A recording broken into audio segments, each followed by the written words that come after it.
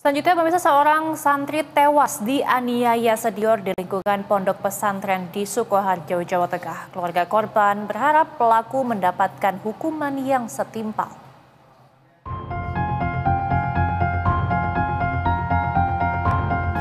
Kesedihan tak terbendung saat jenazah AK santri yang tewas dianiaya seniornya dibawa ke dalam ambulans meninggalkan rumah duka. Tangis ibu korban pecah saat meratapi sang anak tewas usai menjadi korban penganiayaan seniornya. AK adalah santri yang tewas dianiaya seniornya karena tidak punya rokok. Pelaku yang meminta rokok kepada korban naik pitam dan melakukan penganiayaan lantaran tidak diberi rokok. Remeh banget. Hanya minta rokok dan dengan senioritasnya dia sampai berbuat keras ke anak saya sampai mengakibatkan anak saya meninggal. Belasan saksi telah diperiksa Polres Sukoharjo, termasuk pelaku yang masih di bawah umur. Atas perbuatannya, pelaku dianggap melanggar Undang-Undang Perlindungan Anak dan terancam hukuman 15 tahun penjara. Rizka Ardina, Sukoharjo, BTV. Pemirsa, seorang santri beregang nyawa di tangan senior di lingkungan pondok pesantren di Sukoharjo, Jawa Tengah. Dan saat ini kita sudah bersama dengan Tri Wibowo selaku ayah dari korban. Selamat siang Pak Bowo, sebelumnya kami turut berduka cita atas kejadian yang menimpa Bapak dan juga keluarga. Tapi apakah sebelumnya korban AK ini pernah bercerita begitu kepada keluarga, mungkin kepada Bapak juga jika mengalami perundungan saat berada di lingkungan pesantren, Pak? Anak saya terakhir pulang ke rumah itu seminggu sebelum kejadian. Selama saya tanya, anak saya tuh katanya nggak punya musuh. Dia sehat baik-baik aja. Cuma saya juga takut, apa jangan-jangan diancam. Karena selama ini nggak pernah ngomong ada apa-apa. Oke, tapi selama anak Bapak ini berada di dalam pesantren, apakah diperbolehkan begitu Bapak ataupun pihak keluarga ataupun orang tua ini bertemu dengan anak saat di pesantren? Kita dapat jatah sambangan kunjungan ke anak itu sebulan 1 kali. Oke, sebulan 1 kali, berarti yang paling terakhir ini bertemu terakhir kalinya kapan, Pak Bowo? Sebelum kejadian. Sebelum kejadian. Artinya Bapak apakah memiliki tanda-tanda begitu, apakah memang anak Bapak ini memiliki sinyal-sinyal untuk menunjukkan bahwa anak Bapak pernah menjadi korban kekerasan sebelumnya? Kalau untuk itu sebenarnya saya nggak pernah ngeliat apa-apa. Anak saya tuh, ya saya nggak ngeliat ya jadi korban perundungan, mungkin nggak, saya juga nggak tahu. Karena setiap saya tanya tuh, dia nggak punya masalah.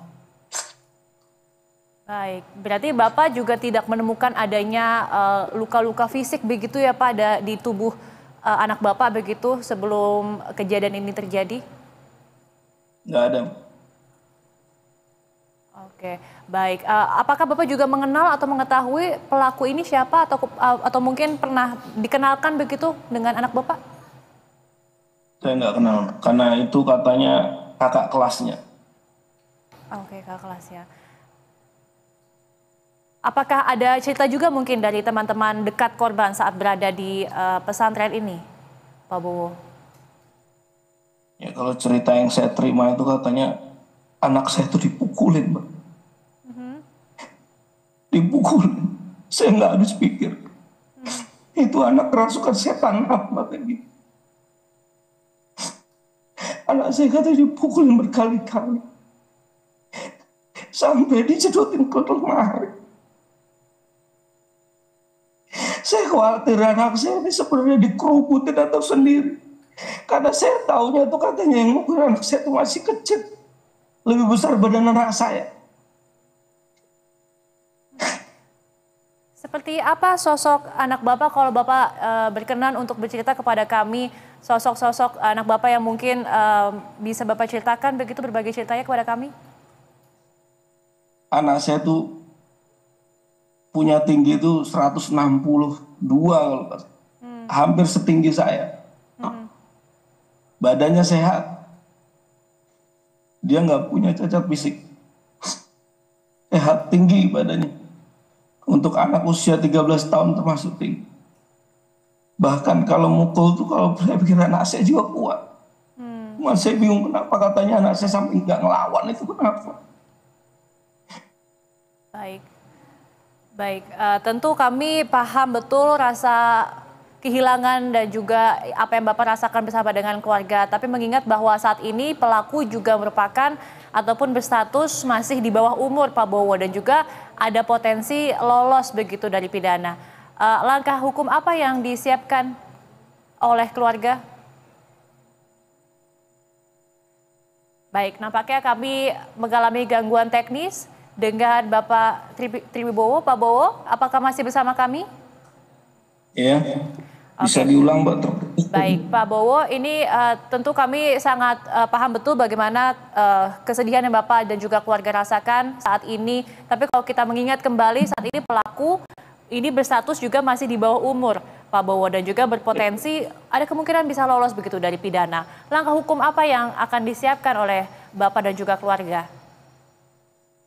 Alhamdulillah saya sekarang sudah mengurus ke autopsi juga. Ini sekarang saya juga lagi berada di Polres Sukoharjo. Kita sedang BAP dan saya minta dukungan. Saya ingin keadilan ditegakkan. Semua harus diproses. Saya nggak mau ada yang ditutupin. Termasuk pondok pesantren. Saya harap ada pembenahan. Bahkan mohon maaf, pelaku ini yang saya tahu, ini sudah melakukan sebelum ke anak saya ini 2 kasus.